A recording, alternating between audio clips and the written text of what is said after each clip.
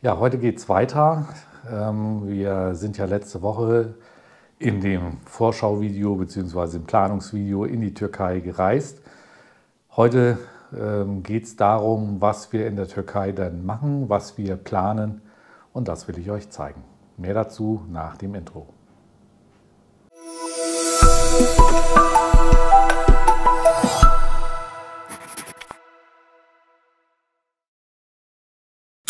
Ja, hallo und herzlich willkommen bei Hazelnut Adventures.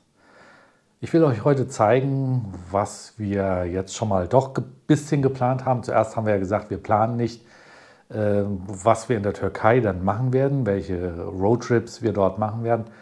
Aber es kristallisiert sich so im Moment einer raus und den will ich euch heute vorstellen. Das mache ich dann jetzt mal auf der Karte direkt. Ich werde euch also hier eine Karte einblenden, dazu ein bisschen was erzählen und dann kommen wir wieder hier zurück. Ja, so, dann zeige ich euch mal hier meine Karte von der Türkei und vielleicht noch mal zur Erklärung: Die gelben Punkte, das ist da, wo wir überall schon mal waren. Die grünen Punkte sind die Orte, wo ich noch mal hinfahren will, wobei die nicht alle eingezeichnet sind. Hier sind auch noch, wenn man dann rein scrollt, noch eine ganze Reihe von grünen Punkten. Ihr seht das jetzt hier. Ähm, ja, das sind auch noch mal die Punkte, die wir machen wollen. Hier im Übrigen die blauen Punkte, das sind Punkte, die wir teilweise ebenfalls dieses Jahr ansteuern auf dem Hinweg. Ich mache es noch mal ein bisschen größer, dann sieht man es hier. Die Hinreise hatten wir ja hierüber über diese blauen Punkte letztendlich gefahren.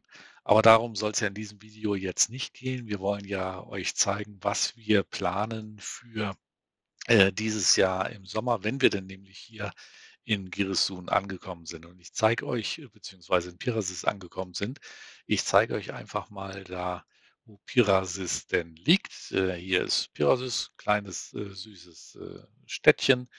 Hier ist der Flughafen für Ordu beziehungsweise Giresun.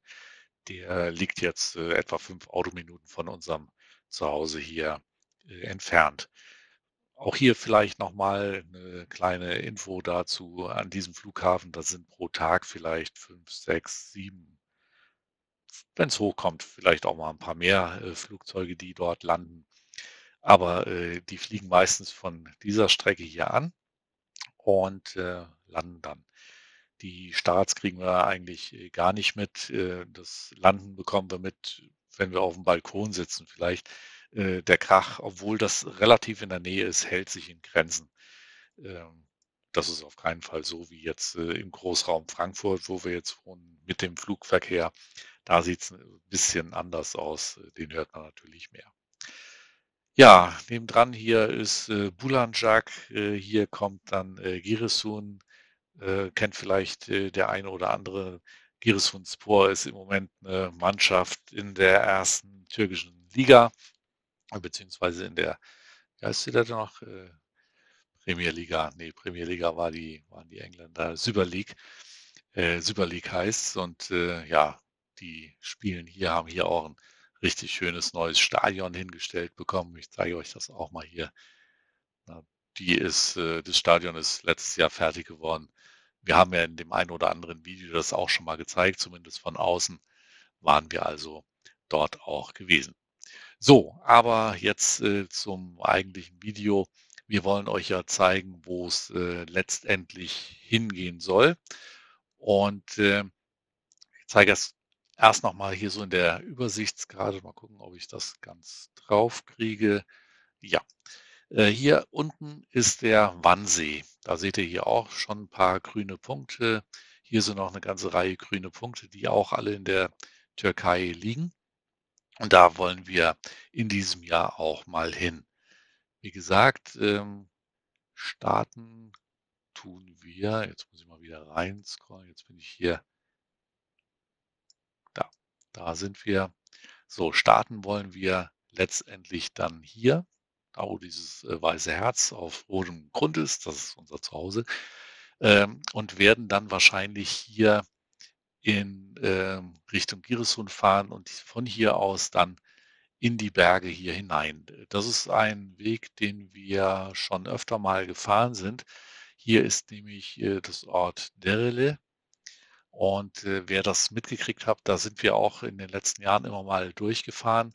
Und dieses Dorf wurde genauso wie hier das Ahrtal von einem starken Sturzbach sozusagen heimgesucht und dort wurde alles zerstört. Ihr habt das vielleicht in den Videos gesehen, wo wir da nach der Flutkatastrophe ein Jahr später mal durchgefahren sind.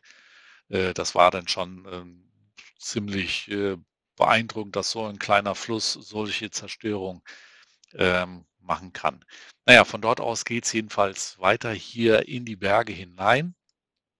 Hier weiter, da haben wir die Kusalan Falls, also Schelale, beziehungsweise, wie heißt denn auf Deutsch? Wasserfall.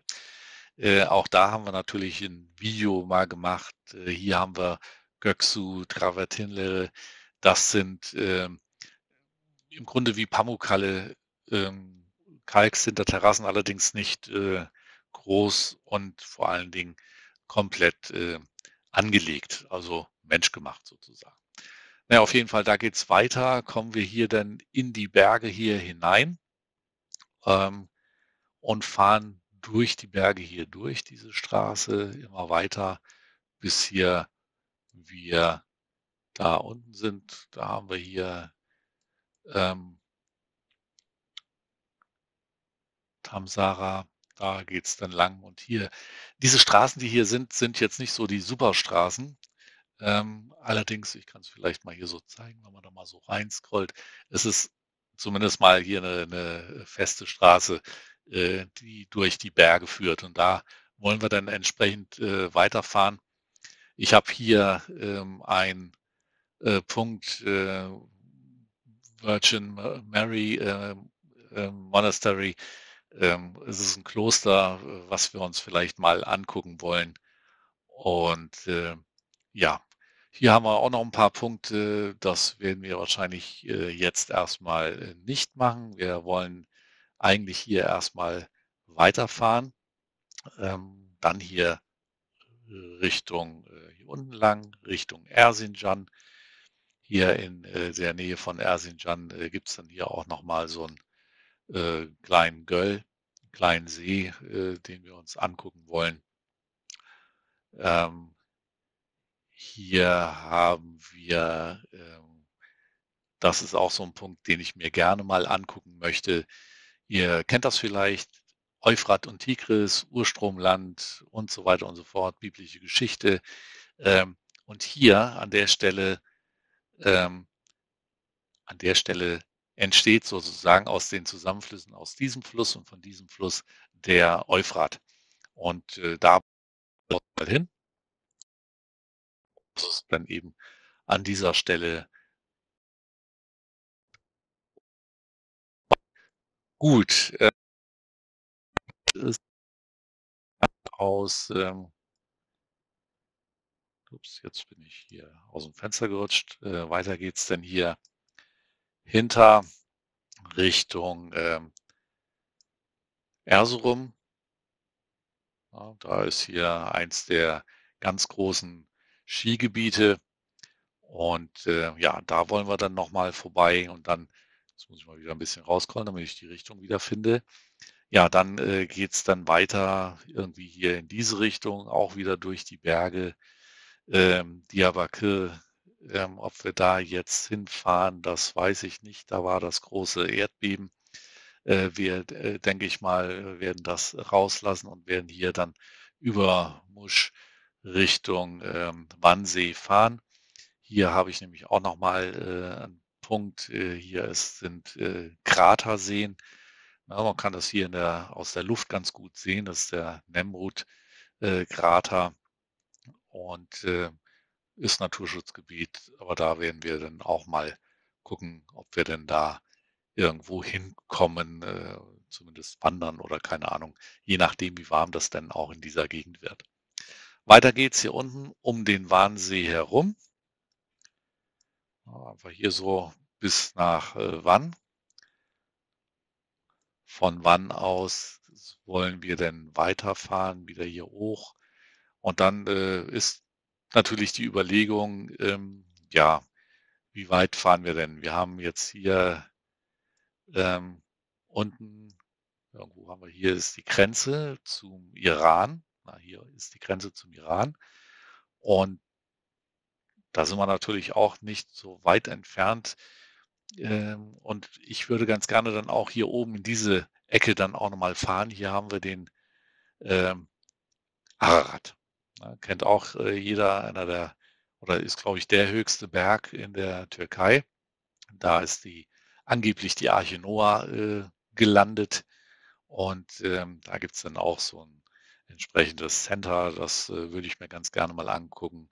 Hier haben wir diesen Noah Ark National Park, den man sich hier angucken kann, hier bei Bayazid, was halbwegs so die Hauptgrenzstadt, sage ich mal, der Türkei Richtung Iran ist. Da gibt es hier nochmal der Ishak Pascha Palast, auch eine ganz tolle Geschichte.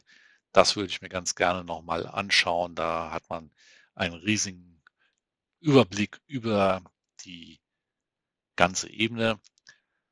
Ja, und wenn wir dann waren, geht's denn hier oben an der Grenze zu Armenien weiter Richtung Kars. Kars liegt auch in den Bergen. Da gibt's dann hier auch interessante Sachen zu sehen. Im Übrigen, wer sich fragt, wo ich diese ganzen grünen Punkte her, die habe ich mir in den letzten Monaten und Jahren zusammengesammelt, um dann auch irgendwann mal dahin zu fahren, um das sich anzugucken. Naja, von hier aus soll es dann weitergehen und hier haben wir Ardahan, da wollen wir auch hin, auch eine sehr hoch gelegene Stadt. Und von dort aus vielleicht auch nochmal hier nochmal so ein Shaitan Castle, also Teufelsburg oder wie auch immer. Das würde ich gerne mal gucken. Vielleicht schaffen wir das dann auch nochmal hin. Und dann geht es runter wieder ans Schwarze Meer über Hopa und dann wahrscheinlich über Riese und so weiter zurück. Hier haben wir auch noch ein paar grüne Punkte. Vielleicht nehmen wir die dann auch noch mit, je nachdem, wie viel Zeit wir haben oder wie viel Lust wir dann auch haben. Auch das hier ist eine sehr schöne Ecke. Ja, hier haben wir auch noch ein paar Punkte, die habe ich auch noch nicht genannt. Also das sind Narman. Das sind relativ bunte Berge. Ja, vielleicht kann man das auch noch mal gucken. Nee, das war hier die bunten Berge ist das hier. Da sieht man vielleicht auch schon in diesem kleinen Vorschaubild. Auch das könnte man sich angucken. Wasserfälle, da stehen wir ja scheinbar auch irgendwie drauf. Wir nehmen auch immer jeden Wasserfall mit. Und ja, dann geht es eben in diese Richtung entsprechend weiter. Ja, wie gesagt, ihr seht noch eine ganze Reihe von grünen Punkten. Das sind alles Sehenswürdigkeiten, die man hier in der Türkei dann auch sich angucken kann. Hier zum Beispiel Sultan Murat Plateau. Es ist eben auch so ein Jaila, so ein Hochgebirge. Und ja, das werden wir auf jeden Fall vielleicht dann auch nochmal machen. Für die nächsten Jahre, ach, hier, wo ich es gerade sehe, Kloster Sümeyla ist natürlich eins der Highlights am Schwarzen Meer. Das würde ich dann vielleicht auch nochmal gerne machen. Ähm, Wann das stattfindet, das weiß ich nicht. Ich weiß gar nicht, was wir jetzt hier für diese Tour vorgesehen haben. Wir lassen dort uns zeitlich jetzt nicht so stressen.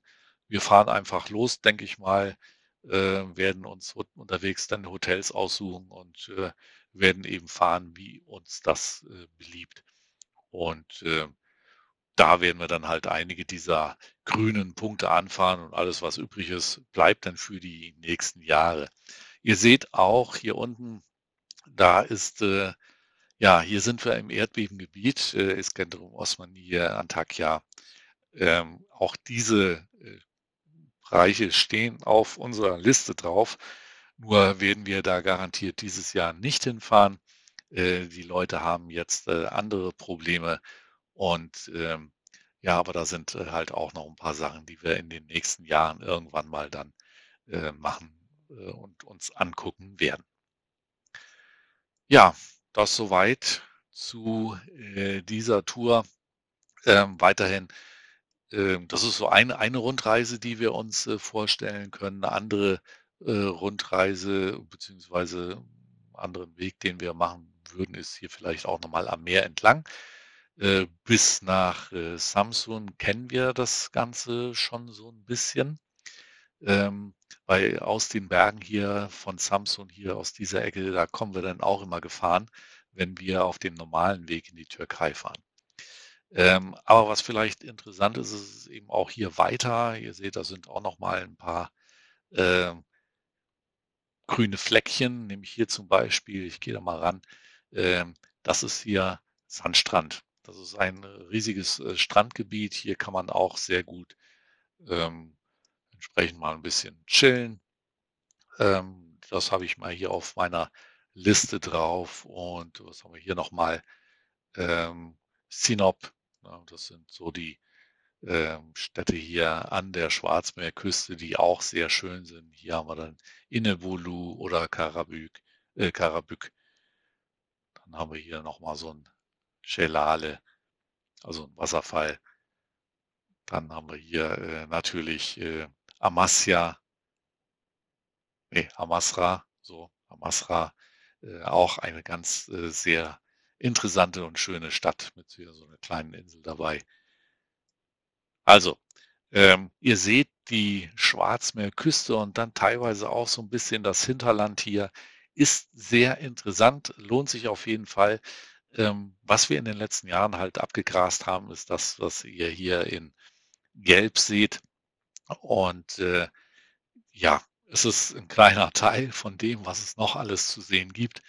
Ja, und jetzt gucke ich hier mal gerade, was wir natürlich auch diesen Sommer machen werden, ist hier in diese Bergregionen wieder reinfahren. Hier ist auch nochmal ein grüner Punkt, den werden wir auch uns vornehmen dieses Jahr. Das ist hier ein See, an den man auch ranfahren kann. Ich wandere mal so ein kleines Stück rüber. Dieser See hier, den haben wir das letzte Jahr besucht und diesen See hier das vorletzte Jahr, immer von unserem Berghaus, was nämlich hier, ach nee, hier ist dieser See, den wir besucht haben, vorletztes Jahr und hier den wir letztes Jahr besucht haben. Das müsste der sein, ja genau. Den hier, da geht keine Straße lang, der müsste erwandert werden. Das werden wir natürlich wahrscheinlich nicht machen. Das Ganze liegt auf zwischen 2.500 und 3.000 Metern Höhe. Und hier seht ihr auch noch mal so, das ist dieses Dorf, dieses kleine Bergdorf, wo wir dann auch natürlich Stationen machen werden. Aber diese Wege jetzt hier, das sind keine richtigen Straßen mehr. Man kann es vielleicht auch gar nicht so richtig erkennen. Das sind die Schotterwege. Guckt euch einfach mal die Videos dazu an, wie wir in die Berge gefahren sind und ja, auch letztes Jahr eben an diesen See hier. Das war eine der schöneren oder ich würde fast schon sagen, eine der schönsten Touren, die wir hier in die Berge hinein gemacht haben. Genau, und wie gesagt, dieser See liegt dann in diesem Jahr auch noch auf dem Plan. Und ja, jetzt haben wir hier noch so ein kleines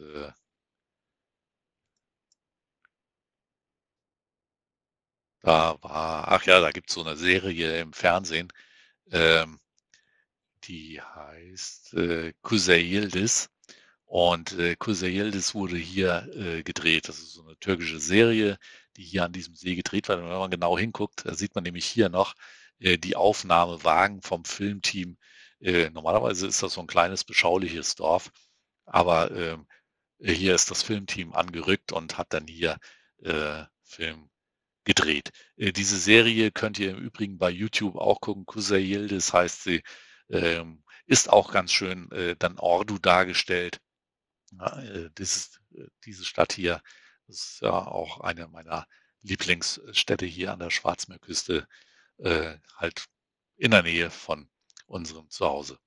Ja, Also da würden wir dann vielleicht auch noch mal hinfahren. So, das sind die Ideen, die wir im Moment haben. Das kann sich natürlich auch komplett noch drehen. Ähm, Je nachdem, was sonst noch so los ist oder passiert oder was uns sonst noch interessiert, da wollen wir auf jeden Fall hin. Eventuell auch sogar wollen wir hier einen kleinen Abstecher nach Georgien machen, wenn wir dazu dann noch Zeit haben. Also ich denke mal, diese One-Tour, die wird auch mindestens so eine Woche, 1,5 Wochen dauern. Dann werden wir hier noch eine Woche in den Bergen verbringen. Das ist schon mal wieder fast 3 Wochen rum. Ja, und dann haben wir noch 5 Wochen, wo wir denn dort bleiben. Also die eine oder andere Tour, das eine oder andere Sehen wird auf jeden Fall noch drin sein. Gut, ja, deswegen könnte man sich noch überlegen, nochmal eben Abstecher nach Georgien zu machen. Ähm, Hier gibt es natürlich auch sehr viele grüne Punkte, da will ich auch irgendwann nochmal hin, aber das wird dieses Jahr auf keinen Fall was werden. Das wird von der Zeit her wahrscheinlich zu knapp und da sind auch ein paar Gebiete dabei oder Punkte dabei, wo man relativ schwer hinkommt. Man kann da zwar mit dem Auto hinfahren, aber das Auto sollte vielleicht schon ein bisschen geländegängiger sein, denn die Straßen sind teilweise dort gar nicht vorhanden. Genau, aber vielleicht, dass man Batumi sich hier mal anguckt. Von Batumi ähm, beziehungsweise von uns aus gibt es eine Tagestour nach Batumi, morgens hin, nachts zurück. Das könnte ich mir noch mal vorstellen. Da müssen wir aber gucken, wo wir dann Atesh lassen, denn der wird auf so eine Tour dann nicht mitgenommen. Das wäre zu umständlich, wenn wir dann nur einen Tag drin sind. Diese ganzen Formalitäten mit Hund einführen und so weiter könnte an der Stelle ein bisschen schwierig werden. Sollten wir dann irgendwann mal hier die Region Georgien oder auch Aserbaidschan besuchen, was auch irgendwann nochmal auf dem Plan steht, dann kommt er natürlich entsprechend mit. Gut, ja, das war's erstmal hier aus der Karte. Ich gebe sozusagen zurück ins Studio. Ja, das ist das, was wir im Moment für die Türkei geplant haben. Es wird sich da garantiert noch das eine oder andere ändern. Da werden Städte vielleicht hinzukommen, es werden Touren hinzukommen. Vielleicht fahren wir auch noch mal so ein bisschen am Schwarzen Meer entlang Richtung Istanbul, und zwar über Samsun hinaus. Bis dahin sind wir schon mal gefahren, um Familie zu besuchen, aber dann auch mal darüber hinaus. Aber das, wie gesagt, werden wir erst dann uns angucken, wenn wir vor Ort sind, wenn wir wissen, wie ist denn das Wetter überhaupt.